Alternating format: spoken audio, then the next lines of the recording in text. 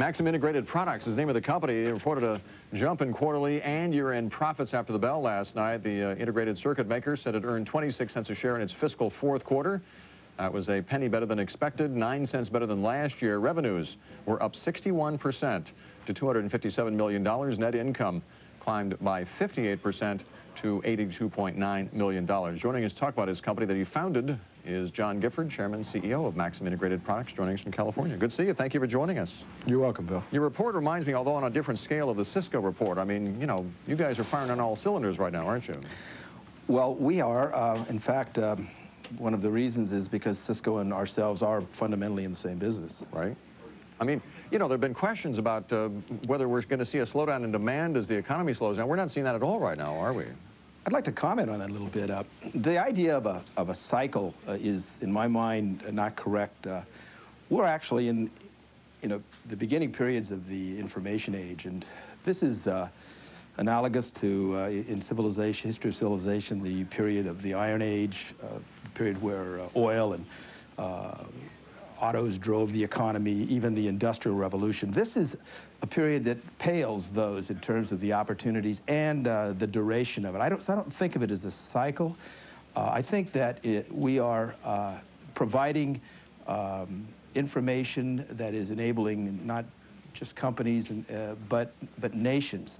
The ingredient of the information age, or the drivers, are those things that are providing both written and verbal data information to people that are able to use it to improve their productivity and their quality of life, and in fact create their other businesses. On the other hand, you know, and all of that is well taken, and you know, I happen to be among those who believe longer term that we are heading in that direction. But do we get ourselves a little caught up in expectations? And isn't that what we learned this last spring, with sort of the crushing of the dot-coms and some of the other internet-related companies that had all of these same expectations that you're talking about here? You know, will it take longer, perhaps, than anticipated to accomplish this rollout, this ramp-up, if you will, of the information age? Well, the dot-coms, I think, are an aberration, okay, if that's the question. I don't put people providing network systems, microcomputing systems, or digital communication systems in the category. Well, I mean, you know, to use the old gold rush analogy, you're the one selling the picks and shovels. You know, you're for gold right now. Well, we're enabling the three drivers for the information age. Yeah.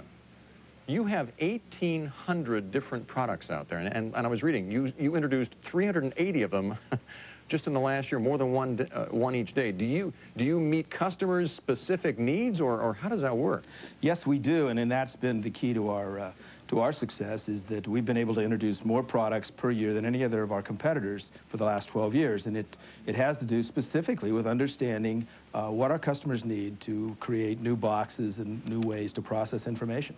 So year-over-year growth, 61% revenues. How long can you keep that up? I mean, what are you telling analysts right now? Well, I'm telling analysts the same thing I've been telling them for 10 years, is that being in the middle of this age and being important to it, and it is a long-term proposition, we should, if we execute properly, continue to grow over the long term at 30% per year in earnings, and that's our objective. And some years we grow 50, 60, 40%. Some years we'll grow 20%. But we are very fortunate in the way we are positioned in this business, and we hope to take advantage of it and to not mess up.